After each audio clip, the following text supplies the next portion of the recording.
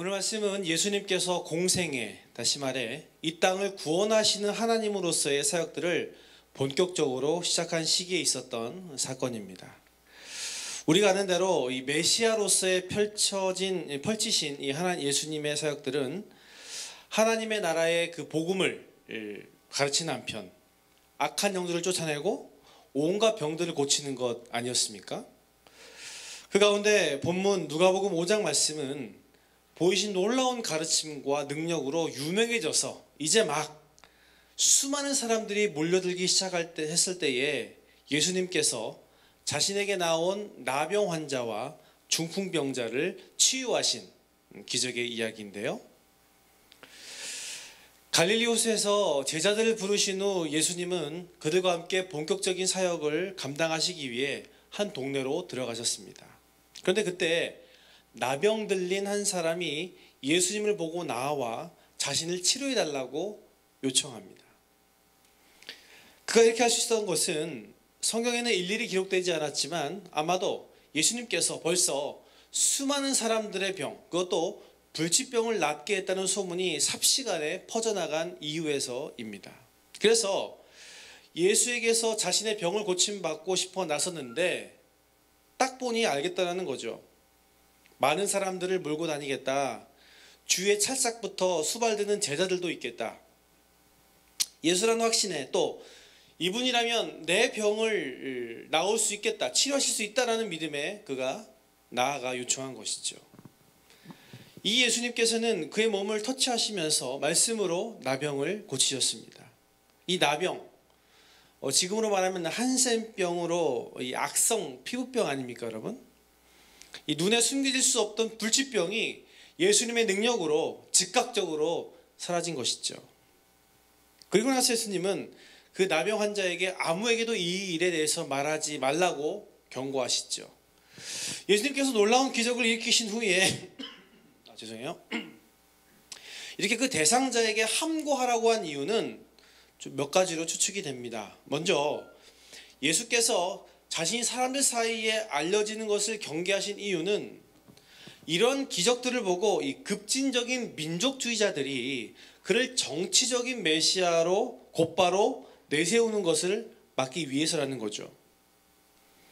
그리고 예수님께서 이렇게 사람들에게 말씀하신 건 예수님 자신이 메시아라고 공식적으로 선포되기 전까지, 다시 말해 십자가 희생이 자신에게 있을 것을 드러내고 실제로 그 고난을 감당하기 전까지는 먼저 메시아로서의 기본적인 할 일을 더 감당하기 위해서라는 겁니다. 또 마지막으로 율법적인 이유에서 예수님께서는 이렇게 했다는 건데요. 율법에 의하면 부정한 것을 만지면 안 됩니다. 그렇죠? 특히나 나병 환자와 접촉하지 말아야 할 것은 이 나병의 감염이 이 접촉에 의해서 되기 때문이죠. 그런데 예수님은 직접 그 몸에 손을 대셨습니다.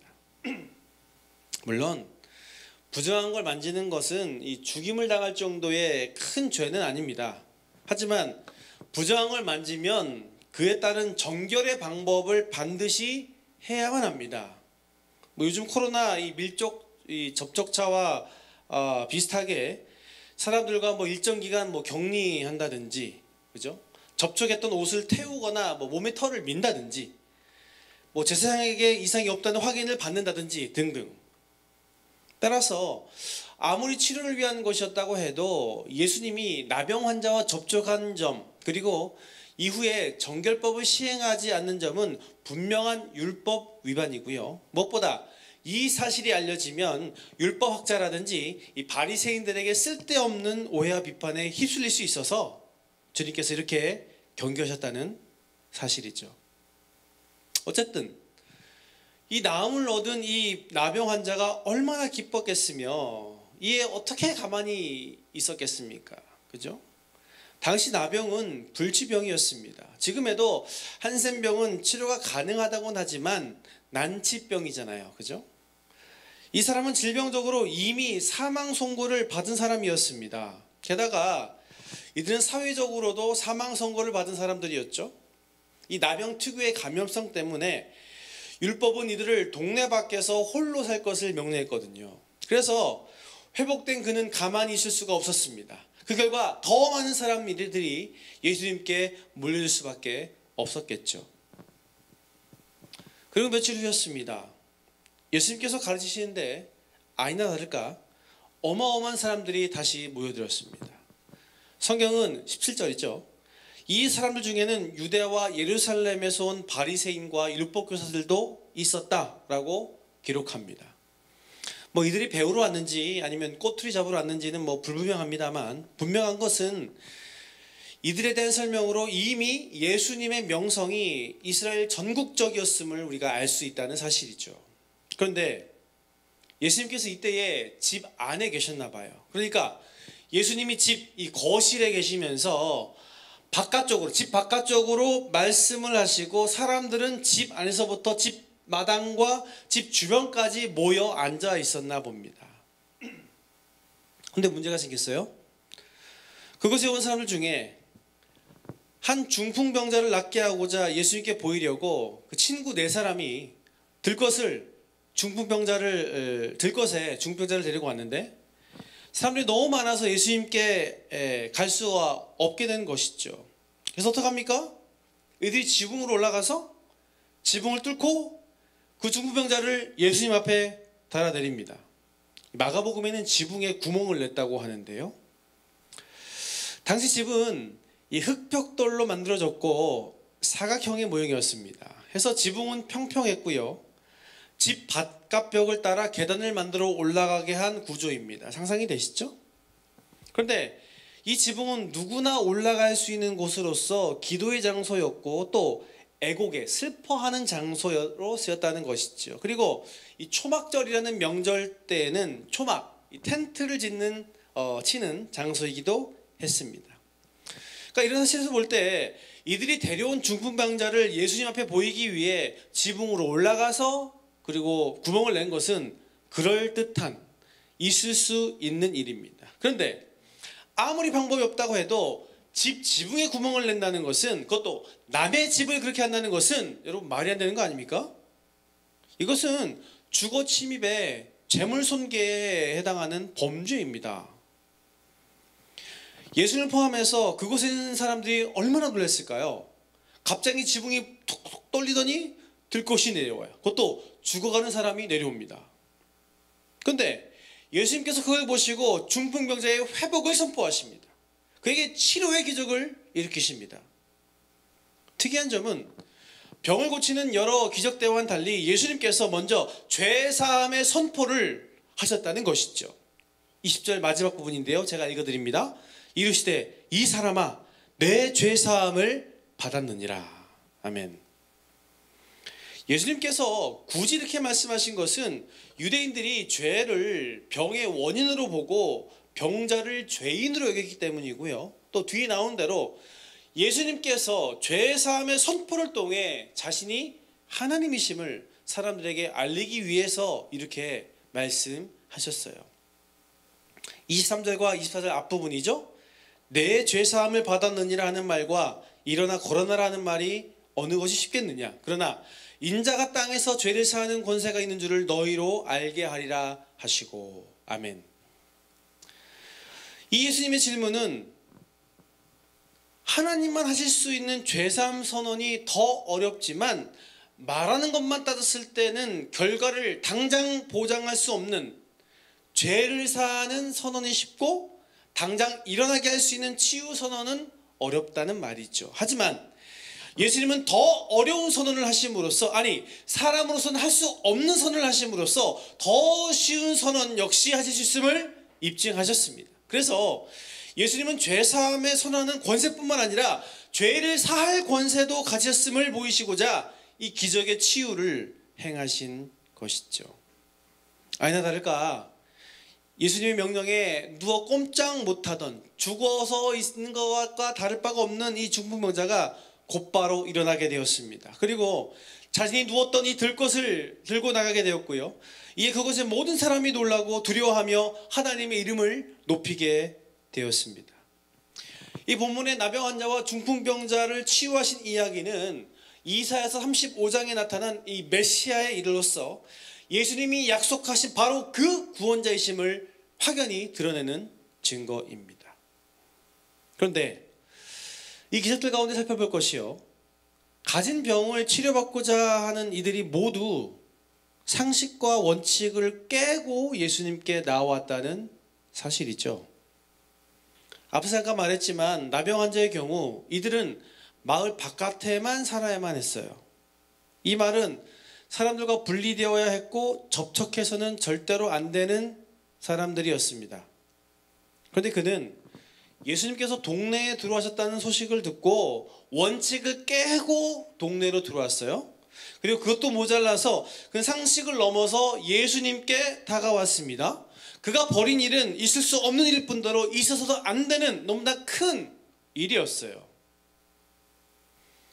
지붕을 뚫고 이 중풍병자를 들 것에 예수님 앞에 내리달린 사람들도 마찬가지입니다. 본문을 이야기할 때 설명한 대로 이들이 지붕을 뚫는 일은 너무나 비성식적인 일이고요, 사실은 범죄입니다. 생각해 보세요. 지금 제가 설교하고 막 듣고 있잖아요. 근데 갑자기 위에서 막 쿵쿵쿵 소리가 나더니 천장이 뚫립니다. 그리고 그 사이로 아픈 사람이 샥 내려와요. 뭐 영광스럽게 막 천사가 내려온 것도 아니고, 왜 그런가 이유를 알았더니 기도받고 싶어서, 기도받고 낫고 싶어서랍니다. 이게 말이 됩니까? 이건요, 우리처럼 공연장이 아닌 교회 건물을 생각해도 기이한 일입니다. 여러분, 교회라고 해서, 그것도 은혜를 원한다고 해서 교회의 지붕을 뚫는 일이 납득이 될 만한 게 아니잖아요. 이들은 분명히 정해진 법, 원칙을 깬 겁니다. 상식을 넘었고요, 무모한 일을 시도한 거예요. 그런데 주님은 이들의 비상식을, 이들의 무모함을 믿음으로 보시고 그들의 믿음대로 치료의 기적을 그들에게 베푸셨다는 사실이죠. 나병 환자의 경우 14절에 내가 원하노니 라는 말씀이 그 증거이고요, 중풍병자의 경우에는 20절 예수께서 그들의 믿음을 보시고가 그 증거입니다. 문제는 이쯤에서 드는 의문이죠. 만약 그렇다면 은혜를 위해서라면 다른 사람들이 피해받는 건 상관없다는 말인가? 하나님의 일이라면 법과 상식을 어겨도 괜찮다는 것인가? 라는 식의 물음이 생길 것 같아요. 안 그렇습니까? 행여나 나병 환자가 예수님께 치유받기 전에 다른 사람들과 접촉했으면 그 사람은 어떻게 합니까? 그리고 지붕이 뚫린 그 집주인은 어떻게 하라고요? 당장 그날부터 집에 들어갈 수 없잖아요. 비나 이슬이 내릴 수 있고요, 무엇보다 언제 집이 내릴지 모릅니다. 여러분, 뒤처리에 대한 부분은 누구에게 이야기하고 누구에게 손해배상 청구를 해야 합니까? 은혜로 된 거니까, 하나님의 일이니까 이런 손해, 이런 불편함은 그냥 감수해야 되는 겁니까? 주님께서 이들의 믿음을 보시고 치료의 기적을 주셨다고 해서 본문에 나오는 이들의 행동 자체를 믿음으로 본다면 우리는 큰 오류에 빠지게 됩니다. 기독교 진리 자체가 흔들릴 수 있어요. 아니, 이미 기독교 진리가 흔들렸죠. 벌써 오류에 빠졌죠. 이기적인 기독교 혹은 무례한 기독교라는 수식으로, 또 주식회사 혹은 개독교라는 비난으로 말이죠. 자기들밖에 몰라, 쟤네들은. 그죠? 그런데 예수님께서 말씀하신 오늘의 믿음은 비상식이고 규칙을 깨는 무모한 것이 아니라는 사실입니다. 오히려 예수님께서 말씀하신 믿음은 상식적이고 규칙을 지키며 깊이 생각하는 거예요. 왜? 마태복음 5장에서 예수님이 분명히 밝히신 대로 자신이 율법이나 예언자들을 없애러 온 것이 아니라 완전하게 하려 오셨기 때문이라 밝히셨기 때문이죠. 그리고 그것은 실제로 십자가의 죽음으로 온전히 이루셨기 때문이에요. 그렇다면 여러분, 오늘 본문의 기적을 맛본 사람들의 믿음, 또 예수님께서 칭찬하신 이들의 믿음의 정체가 도대체 뭡니까? 그것은 예수님께서 치료 불가능한 그 어떤 병도 치료하신다는, 즉 예수님께서 크고 놀라운 능력이 있다는 확신으로 어떻게든 예수님께 나온 행동의 믿음이죠. 간단히 말하면 이 믿음은 적극적이고 창의적인 행동으로의 믿음이고요, 이 적극적이고 창의적인 행동의 믿음이 놀라운 하나님의 기적과 은혜를 경험하게 한다는 사실입니다. 이런 사실에서 볼 때 우리가 이러한 성경에 나오는 하나님의 큰 은혜를 경험하지 못하는 이유는 우리가 생각하는 믿음, 또 우리가 가진 믿음이 본문에 나타나는 적극적이고 창의적인 행동으로서의 믿음보다는 구원받음으로 가진 확신으로의 믿음에 머물러 있는 그 확신의 믿음에 가까워서라는 걸 우리가 알 수가 있죠. 그렇다고 구원받아 갖게 된 확신의 믿음이 잘못됐다는 게 아니에요. 여러분 오해하지 마세요. 보다 못하는 것도 아닙니다. 이 믿음 먼저이면서 너무나 중요한 믿음입니다. 하지만 이 확신의 믿음이 새로운 삶, 새로운 생명을 우리로 하여금 가지게 했다면 적극적이면서 창의적인 행동의 믿음이 새로운 생명의 또 삶을 살게 하도록 자라게 하고 풍성하게 하며 하나님과의 동행을 계속해서 하게 한다는 사실이죠. 마치 아이가 태어나는 것으로 인생이 완성되고 끝나는 것이 아니라 계속 커가고 성장해 나가는 것으로 삶을 만들어가는 것처럼 말이죠. 그런 의미에서 여러분, 구원의 확신에 대해 우리만큼 믿음이 좋은 사람이 어디 있습니까? 여러분, 이 믿음으로는 타의 추종을 부러워합니다. 다른 종교인들 물론이고요, 다른 나라의 크리스천들이 혀를 내둘러요. 야, 쟤네 한국의 크리스천들은 뭐 저렇게 큰 확신이 있냐? 하는 것도 하나도 없는데? 기도를 제대로 하나? 신앙생활 제대로 하나? 어디서 그런 자신감 생기는 거야? 얘기해요. 제가 봐도요, 간혹 또 몇몇 분은 아닌 것 같은데 어디서 그런 자신감이 생기는지 모를 정도의 구원의 믿음, 확신의 믿음이 강합니다. 그런데 이렇게 구원의 확신이란 믿음과 연결된 삶 이후에 우리에게 절대적으로 있어야 할 믿음의 역사가 별로 없다는 사실이죠. 그래서 어떻습니까? 안 믿는 것도 아닌데 믿는 거라고 말하기도 부끄럽고, 또 그렇게 하나님의 특별한 손길이 필요한데 있어야 하는데 그런 은혜는 찾아볼 수 없어 실망하고 지쳐가는. 그렇다면 여러분, 본문에서 이야기한 동시에 우리에게 있어야 하고 필요한 적극적이고 창의적인 행동으로의 믿음은 어떻게 하는 겁니까 과연? 그래서 본문에서처럼 예수님께서 고치신다는, 예수님께 하나님의 능력이 있다는 확신에서부터 발상을 전환해서 주님께 나아가는데 우리에게 막힌 장애물들을 극복하는 겁니다. 여러분, 이들은 모두 고정관념을 깼습니다. 그리고 정해져 있던 규칙을 깼어요. 바로 예수님께 가까이 가고 예수님께 병든 몸을 직접 보이는데 가로막은 것들을 넘으려고 이렇게 했습니다. 똑같아요. 우리에게 이미 상식이 되어버린 시간이 없다는 생각, 바쁘다는 생각을 깨고 우선 해야 할 것이 있다는 생각을 뚫어서 예수님께 나아가야 합니다. 규칙으로 패턴으로 이미 우리에게 자리 잡은 잠을 깨고 하루의 루틴과 일정을 뚫어 주님께 우리의 어려움과 고통을 가지고 나아가야 한다는 것이죠.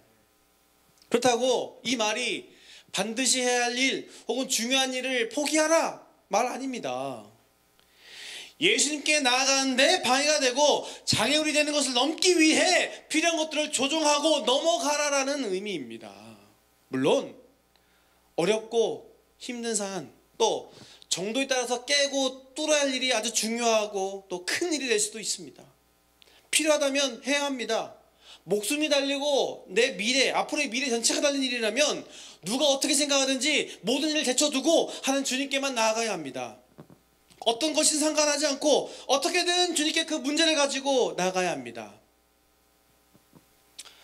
제가 이 믿음에 대해 적극적이고 창의적인 행동이라고 해서 혹시 이 창의적이라는 말에 고민이 되거나 마음에 걸릴 수 있겠다라는 생각이 드는데요. 여기서 창의적인 것은 뭔가 반짝이는 독특한 것이 아닙니다. 주님에 대한 마음 혹은 주님께 나아가는 생각으로의 행동입니다. 그러니까 창의적인 것에서도 중요한 게 뭐라고요? 행동이라는 거죠. 우리 블라이트 교회에 아티스트들이 많은데요, 제가 그분들과 만나고 이야기를 나누고 삶을 보면서 이 창의적인 것에 대한 개념을 다시 알게 됐어요.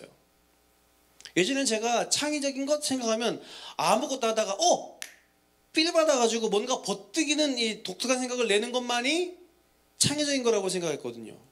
그런데 제가 보니까요, 이 창의적인 것들이 어떨 때 나타나는가 하니 그 작업을 계속해서 할 때, 예술적인 작업을 끊임없이 연습할 때 이런 새로운 생각, 아이디어가 나오고, 또 이 아이디어가 나오는 것으로 끝나는 게 아니라 이것이 구체적으로 어떻게 나타나도록 표현할 때 나온다는 것이죠. 감수성이 아주 예민한 새벽때여서 혹은 아주 놀라운 자연을 보거나 감동을 받을 때 영감을 받는 것이 아니라 연습하다 보니까, 작업하다 보니까 이런 영감이 떠오르는데 그때가 보통 깊은 밤 혹은 새벽이고 감동이 전해지는 뭔가를 볼 때라는 겁니다. 저 같은 문과 나부랭이와 여러 아티스트들과 비교 자체가 안 됩니다만, 저도 나름 설교 론고라는 이 창작 작업을 매주 하지 않습니까? 그런데요, 설교 본문에 대한 새로운 아이디어, 창의적인 생각들, 여러분 나와봐야 얼마나 나오겠습니까? 여러분, 성경이라는 텍스트 신약만 해도 나온 지 2000년이 넘었습니다. 이에 대한 다양한 해석들, 관점들 이미 나올 때도 다 나왔어요. 이에 비하면 구약은 더하면 더했지 덜하지 않습니다. 여러분, 헤아리 새 것이 없다고, 그죠?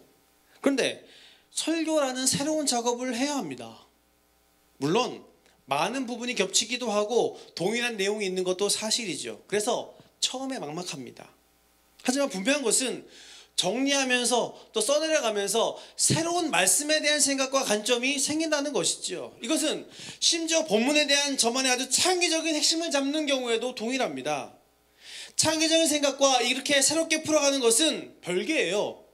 어떻게든 정리하고 써보고 풀어봐야 나오는 겁니다.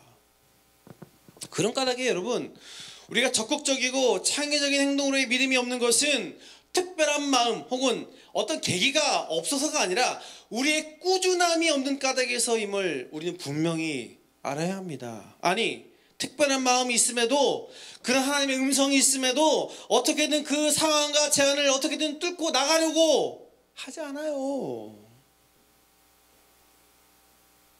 자다가 새벽에 계속 깹니다. 그것도 보니까 똑같은 시간이야. 그래서 하나님이 기도하라는 사인인가 보다. 여러분 많이 생각하시지 않습니까? 근데 기도합니까? 안 합니까? 안 해요. 왜? 내 수면 패턴과 활동 패턴과 안 맞거든요. 어떤 일을 시작하고 누군가를 만날 때 기도하고 싶습니다. 말씀을 보고 싶어 해요. 그때 기도가 필요하다든지 말씀을 통해 하나님께서 도우시려나 보다 생각합니다. 하지만 그렇게 해요? 안 해요? 그렇게 안 합니다. 왜? 그것이 다른 사람들이 생각하는 생식의 또 규칙을 깨는 것이라 생각되기 때문이에요. 하지만 주님은 그것을 깨트리기를 원하십니다. 그렇게 주님께 어떻게든지 나오기를 바라세요.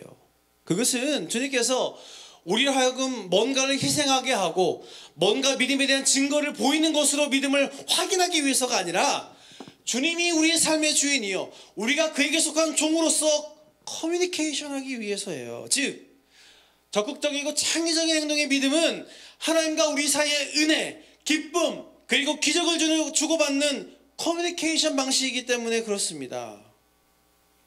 놀라운 것은 이 커뮤니케이션의 방식이 본인이 직접 안 해도 가능하다는 것이죠. 본문을 보니까 중풍병자의 경우가 어떻습니까? 예수님께서 죄사함과 치유의 기적을 주실 때 뭐라고 성경이 말해요? 20절 말씀이죠. 예수께서 그들의 믿음을 보시고, 중풍병자의 믿음이 아닙니다. 그 환자를 들것에 들고 와서 어떻게든 예수님께 보이기 위해서 상식과 규칙을 깨고 지붕을 뚫어 달아내린 이 사람들의 믿음입니다.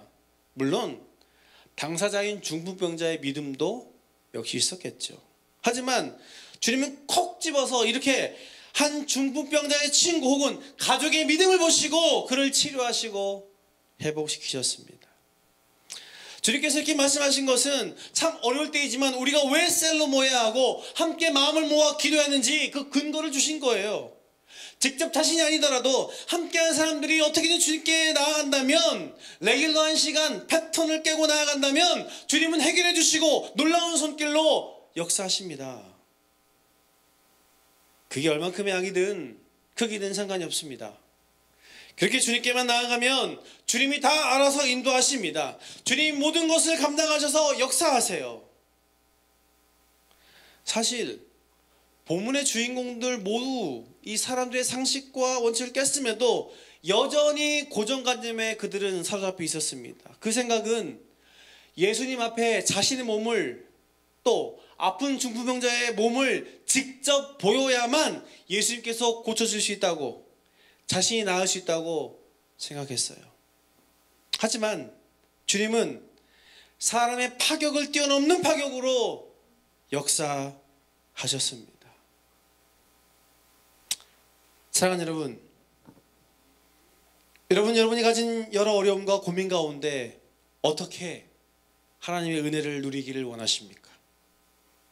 정말 기적이 필요한 이때에 어떤 믿음으로 나아가고 있습니까? 상식과 은혜 사이에서 고민된다고요? 무엇을 깨고 뚫어야 할지 잘 모르시겠다고요? 그것부터 주님께 물어보십시오. 그것부터 주님께 가지고 나아가 보십시오.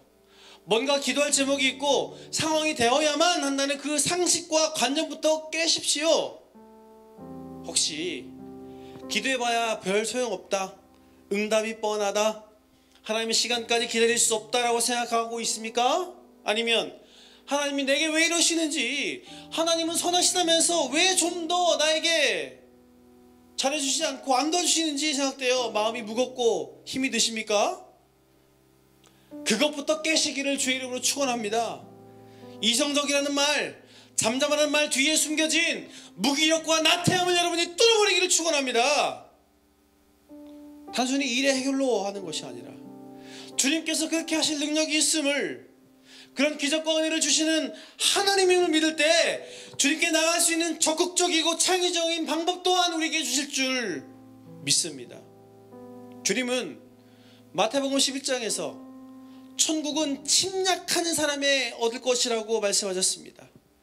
이미 천국과 영원한 생명을 주님께서 우리에게 주셨다면 그 어떤 것을 우리에게 후하게 주시지 않으시겠습니까?